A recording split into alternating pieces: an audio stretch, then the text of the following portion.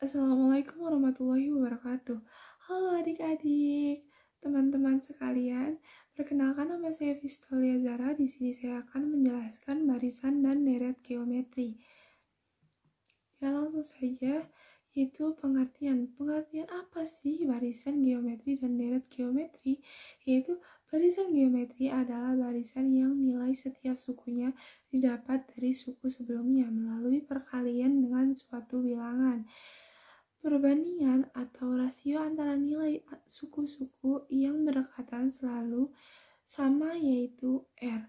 Nilai suku pertama dilambangkan dengan A, sedangkan deret geometri adalah penjumlahan suku-suku dari barisan geometri. Yaitu dengan gampangnya kita bisa lihat itu barisan dan deret pada layar. Bedanya yaitu barisan itu dipisahkan dengan koma, sedangkan deret itu dipisahkan dengan penjumlahan atau plus. Lalu yang pertama itu ada bentuk barisan geometri. Rumus untuk menentukan rasio pada barisan geometri adalah sebagai berikut. R sama dengan U2 dibagi dengan U1 atau sama dengan U3 dibagi U2, yaitu seterusnya sehingga didapatkan rumus UN dibagi UN-1 atau suku UN dibagi dengan suku sebelum UN. Yaitu keterangan R adalah rasio, UN adalah suku ke N, UN-1 adalah suku sebelum ke suku ke N, dan N adalah banyaknya suku.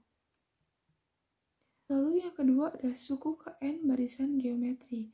Suku ke N masih bisa kamu tentukan selama nilai N belum terlalu besar. Namun, jika nilai N cukup besar, cara seperti itu sulit untuk dilakukan. Untuk memudahkan kamu dalam menghitung suku ke N barisan geometri, gunakan persamaan sebagai berikut, yaitu UN sama dengan A R pangkat N-1, yaitu UN adalah suku ke N, lalu A adalah suku pertama, R adalah rasio, dan N adalah banyaknya suku. Lalu di sini ada suku tengah. Jika banyak suku N ganjil, suku tengah atau UT barisan geometri dapat dirumuskan sebagai berikut. UT sama dengan akar dari A kali UN, dengan T sama dengan N plus 1 dibagi dengan 2. Lalu penjumlahan deret geometri. Penjumlahan dari suku-suku pertama sampai suku ke N barisan geometri dapat dihitung dengan rumus berikut. Dengan syarat, yaitu pertama ada R-nya lebih kecil daripada 1, yaitu SR, yaitu lambang dari penjumlahan deret geometri, sama dengan A kali 1 dikurangi R pangkat N dibagi dengan 1 dikurangi R. Atau dengan syarat R-nya lebih besar daripada 1, yaitu SN sama dengan A dikali R pangkat N dikurangi 1 dibagi dengan R dikurangi 1. Lalu ada soal yang pertama, ya, diketahui suku kedua dan suku keempat barisan geometri berturut-turut adalah 12 dan 27. Jika nilai R lebih besar daripada 0, tentukan nilai suku ketiga. Nah, di sini diketahui U2 yaitu sama dengan 12 dan U4 sama dengan 27 dan R-nya lebih besar dari 0. Ditambah yang ditanyakan yaitu U3 sama dengan titik-titik-titik. Yaitu pembahasannya yaitu nyatakan suku kedua dan suku keempat dalam notasi matematis, yaitu yang dimaksud dengan notasi matematis yaitu yang UN. Rumus UN sama dengan A kali R pangkat N-1. Di sini diketahui ada U4, yaitu jadi N-nya diganti dengan 4. Jadi AR pangkat 3 sama dengan 27 dan U2-nya sama dengan AR 2 dikurangi 1 jadi 1, yaitu jadi sehingga di sini tulis AR sama dengan 12. Lakukan pembagian antara kedua suku seperti berikut, yaitu rasio ya, karena setiap rumus rasio itu kan sama, jadi U2 sampai U1 ya seperti itu. Lalu lakukan perbandingan antara kedua suku sebagai berikut. U4 dibagi dengan U2 sama dengan 27 dibagi dengan 12. Lalu masukkan substitusi U4 dan U2. Jadi AR pangkat 3 dibagi AR sama dengan 27 dibagi dengan 12. Nah, lalu A-nya habis dibagi dan R-nya habis dibagi, sehingga menyisakan R kuadrat sama dengan yang sebelah kanannya itu dibagi dengan 3 atas dan bawahnya, sehingga didapatkan 9/4. Lalu kita akarkan kedua ruas ya, jadi sehingga didapatkan R sama dengan 3/2. Setelah rasio diketahui, tentukan suku ketiganya. Lalu U3 sama dengan U2 dikali R. Kita ingat kembali ya, jika setiap tambah suku itu dikalikan dengan R dengan suku sebelumnya. Nah, di sini U3 yang ditanyakan U3 sama dengan U2, yaitu suku sebelum dari U3 dikalikan dengan R, sehingga sama dengan 12 dibagi 2, yaitu 6 dikali 3 sama dengan 18. Jadi nilai dari suku ketiga adalah 18. Sekian dari saya. Wassalamualaikum warahmatullahi wabarakatuh. Assalamualaikum warahmatullahi wabarakatuh. Halo anak-anak sekalian, bagaimana kabarnya hari ini? Oke, Ibu harap kita semua dalam keadaan sehat walafiat ya. Oke, pada kesempatan kali ini kita akan mempelajari tentang persamaan kuadrat.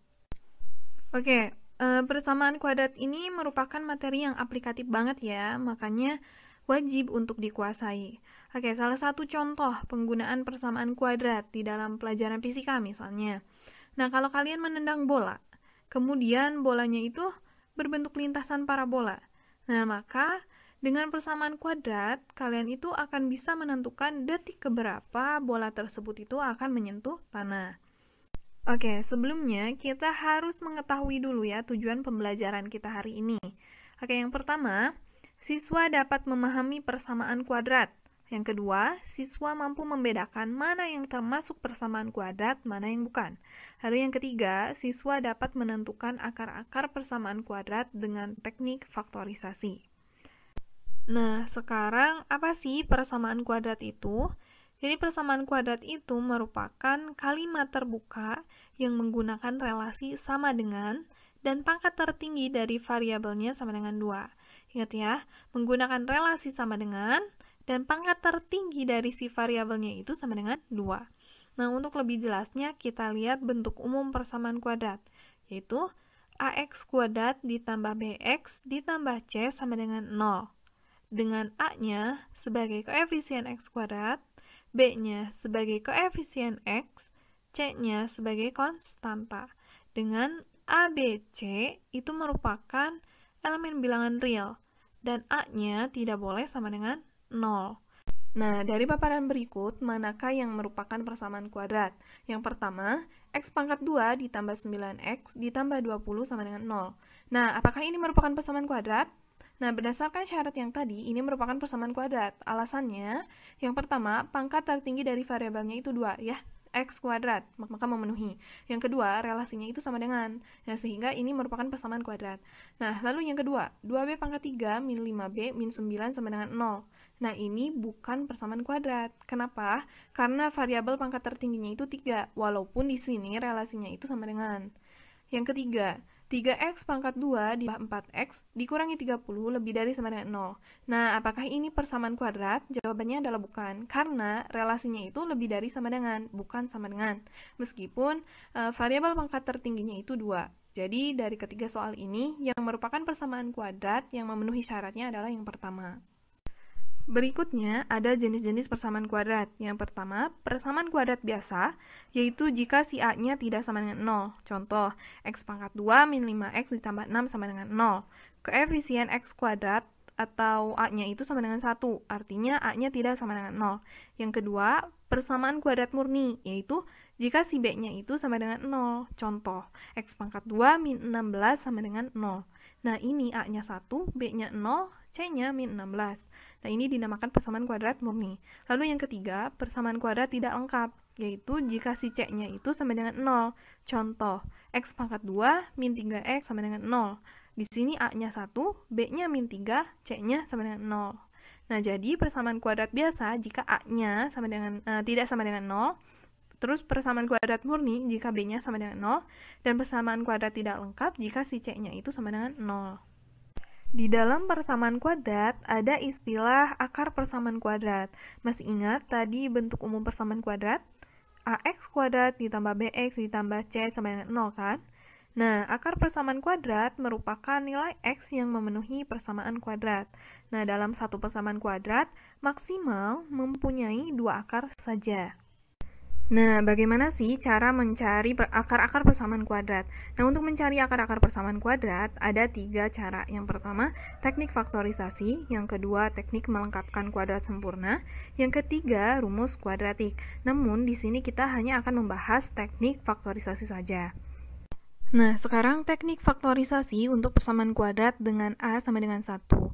Contoh, X kuadrat ditambah 7X ditambah 12. Ini kan A-nya sama dengan 1. Nah, cara faktorinnya seperti ini. 1 dikali 12 adalah 12. Lalu, 12 itu hasil berapa kali berapa yang jika dijumlahkan hasilnya 7. Jadi, jika dikalikan hasilnya 12, dijumlahkan hasilnya 7.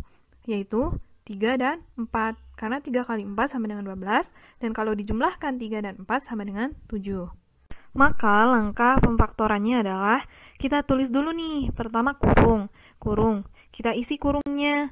Nah, karena depan X kuadratnya 1, berarti kita harus tulis di sini 1X.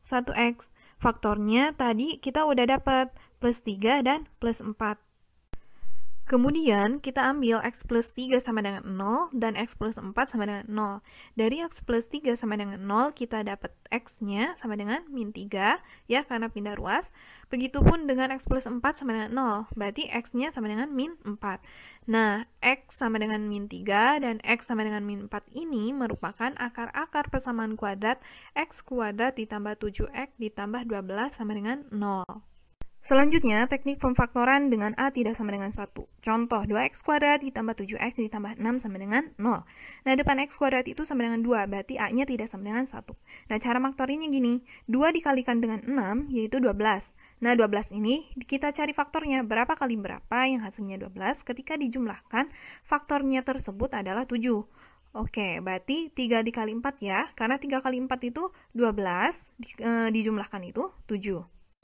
Langkah pemfaktorannya, kita tulis dulu kurung. Ya, kurung, karena depan X kuadrat itu adalah 2, maka kita tulis 2X. Nah, faktor 3 dan 4 masukkan ke dalam kurung, sehingga 2X ditambah 3 dikalikan dengan 2X tambah 4. Karena di depan X kuadrat itu 2, maka 2 itu akan membagi pemfaktoran ini ya.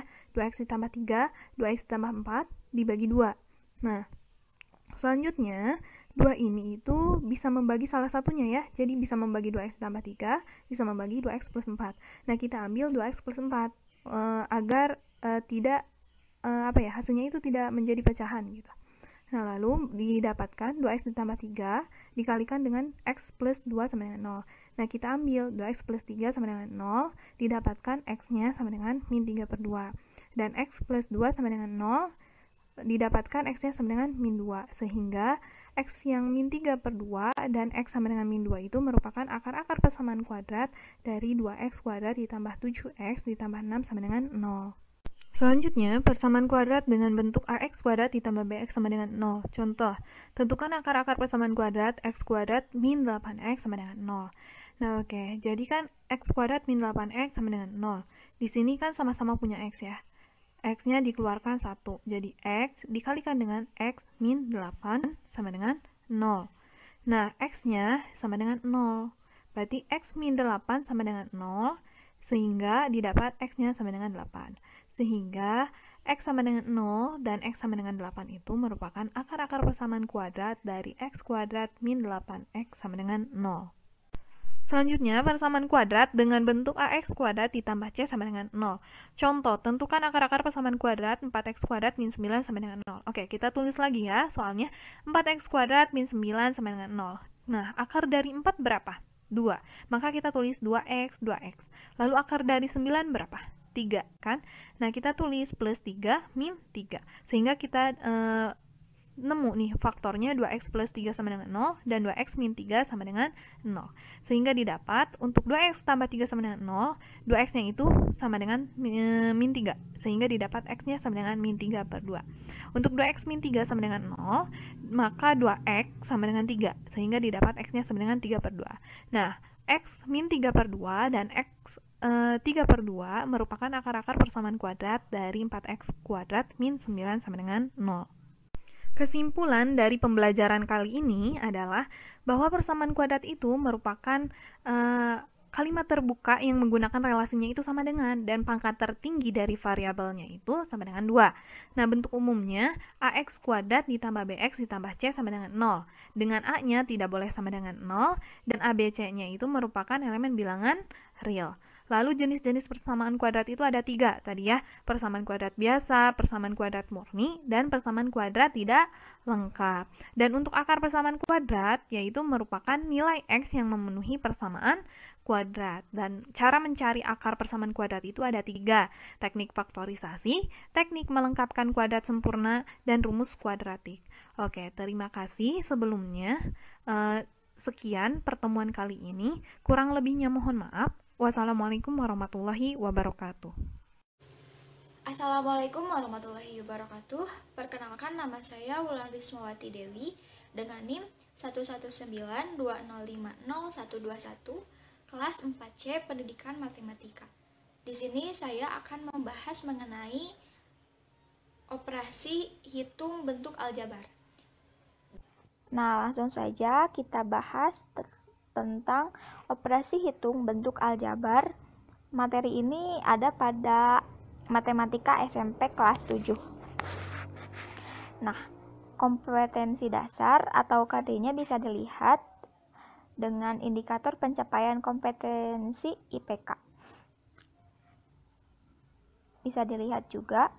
Nah, langsung saja kita akan membahas mengenai bentuk aljabar. Nah, kita lihat di sini contoh bentuk aljabar 8x plus 5. Nah, ada beberapa istilah yang digunakan di aljabar. Nah, yang pertama, variabel. Apa sih variabel itu? Variabel merupakan lambang yang menggantikan suatu bilangan dan belum diketahui nilainya. Contohnya seperti di atas ada x. Nah, ini disebut variabel dikarenakan belum diketahui nilainya. Jadi, ini merupakan variabel X.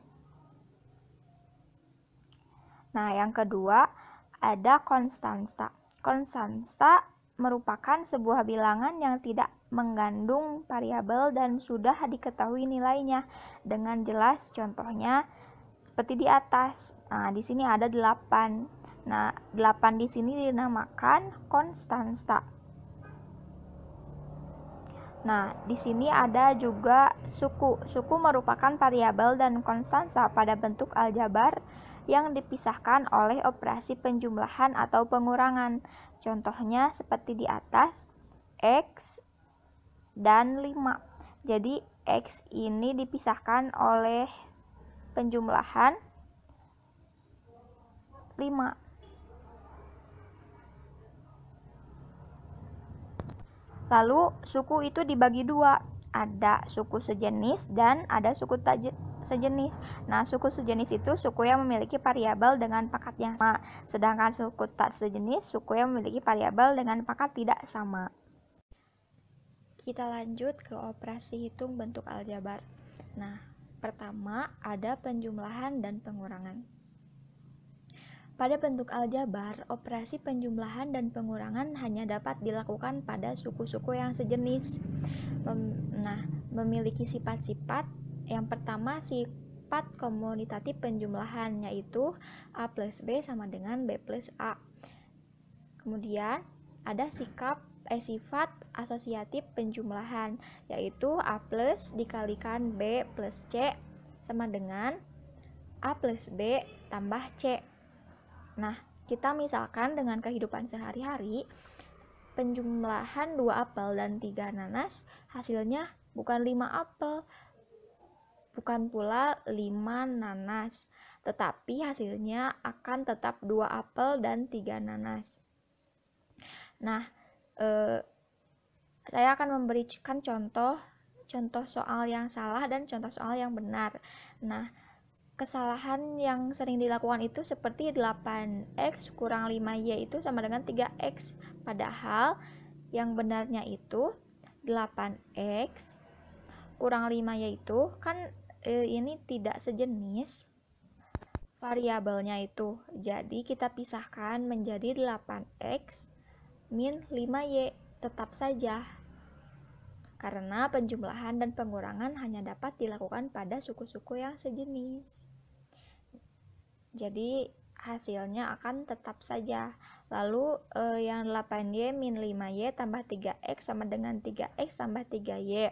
Karena 8y itu dikurangkan dulu dengan yang sejenis dengan 5y. Jadi hasilnya 3y. Seperti itu. Nah, kita langsung saja ke contoh penerapannya.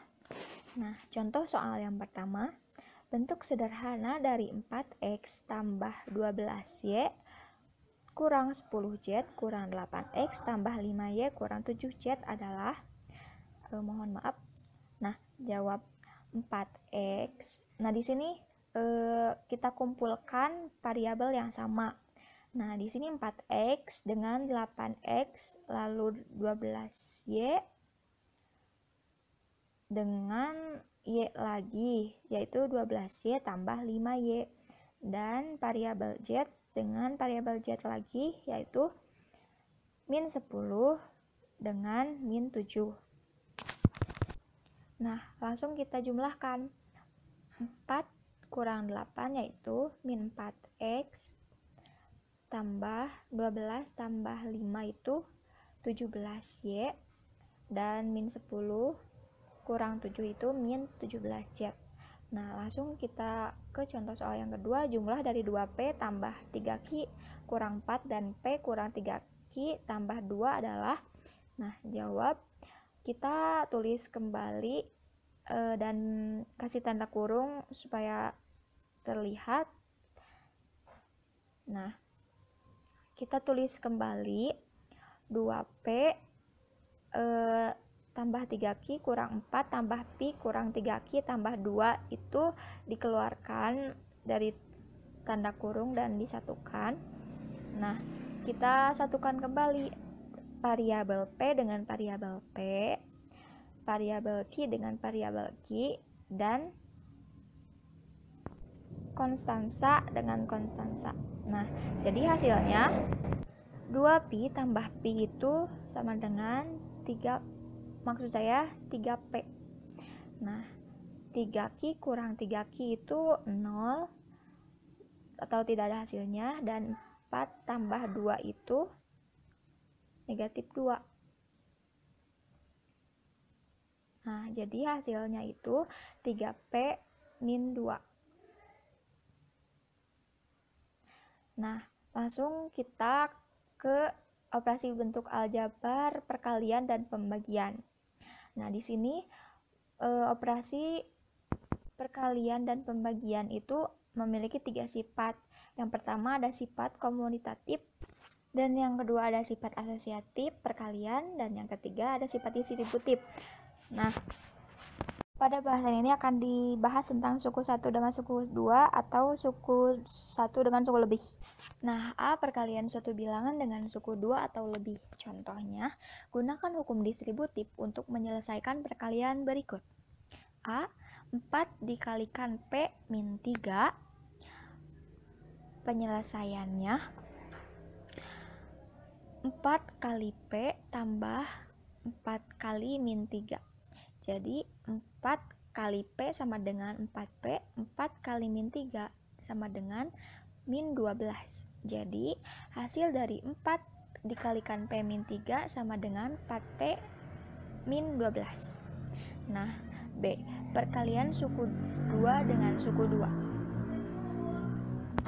Cara pertama, misalnya A plus minus B dikalikan C plus minus D. Untuk menyelesaikan perkalian ini digunakan sifat distributif, yaitu A plus minus B dikalikan C plus minus D sama dengan A dikalikan C plus minus D plus minus B dikalikan C plus minus D sama dengan AC plus minus AD plus minus BC plus minus BD. Jadi A dikalikan C, langsung A dikalikan D, lalu B dikali C, dan B dikali D. Nah, perkalian suku 2 dengan suku 3 atau suku 3 dengan suku 3 dan seterusnya. Nah, ada juga cara yang kedua. Penggunaan sifat perkalian A plus minus B dikalikan C plus minus D sama dengan AC plus minus AD plus minus BC plus minus BD. Nah, di sini dikatakan cara instan ya untuk menentukan hasil kali 2 bilangan. Nah, kita lihat contoh penerapannya. 1. X tambah 3 dikalikan 2x kurang 4. Nah, untuk cara pertama kita pakai rumus yang tadi kita jelaskan. Nah, di sini kita tulis X dikalikan 2x kurang 4 tambah 3 2x kurang 4. Jadi X kali 2x dan X dikali min 4, lalu 3 dikali 2x dan 3 dikali min 4. Nah, sama dengan X dikali 2x hasilnya 2x pangkat 2, X dikali min 4 hasilnya 4x.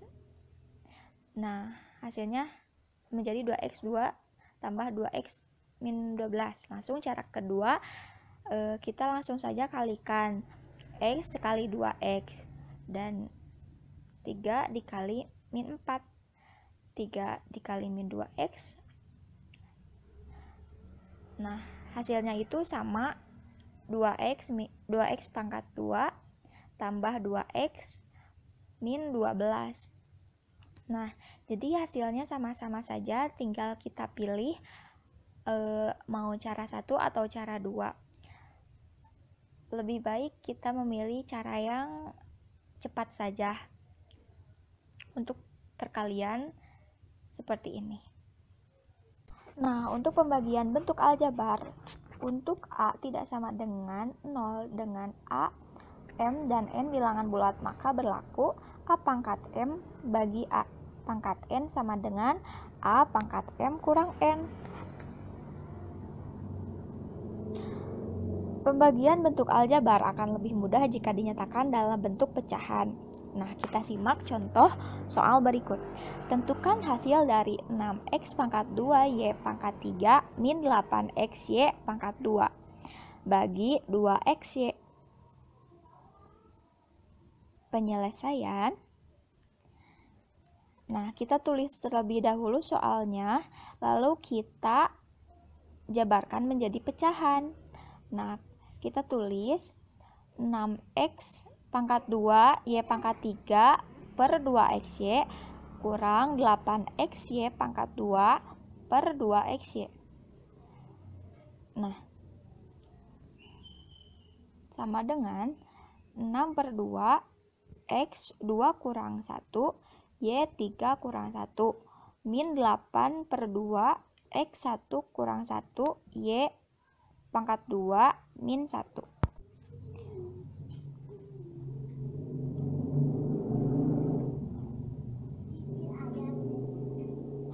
Nah, jadi ini semua mengikuti aturan pangkat sama dengan, jadi hasilnya sama dengan 3xy pangkat 2 min 4x pangkat 0 y. Nah, di sini A pangkat 0 itu kan sama dengan 1 sama dengan X pangkat 0 juga sama dengan 1, jadi 3XY pangkat 2 dan min 4Y. Nah, untuk perpangkatan bentuk aljabar. Untuk A dan N bilangan bulat, maka akan berlaku A pangkat N sama dengan A kali A kali A sebanyak N dikalikan dengan A. Dengan kata lain, operasi perpangkatan diartikan sebagai operasi perkalian berulang dengan unsur yang sama. A. Atau perpangkatan suku 1. Contoh yang pertama, 2X pangkat 4 sama dengan 2 kali X kali X kali X kali X. Nah, X-nya itu sebanyak 4 kali dan hasilnya 2X pangkat 4. Nah, contoh yang kedua, 2X dipangkatkan 4 sama dengan 2X kali 2X kali 2X kali 2X sama dengan 16X pangkat 4. Jadi di sini terlihat ya bahwa ada perbedaan antara 2X pangkat 4 dan 2X dipangkatkan 4. Karena 2X pangkat 4 tidak sama dengan 2X dipangkatkan 4. Nah, contoh yang ketiga, min 3X dipangkatkan 2 sama dengan min 3X kali 3X. Nah, sama dengan min 9X pangkat 2 sama dengan min 9X pangkat 2. Nah, contoh yang keempat, min 3X pangkat 2 dan hasilnya min 3X kali min 3X sama dengan 9X pangkat 2. Nah,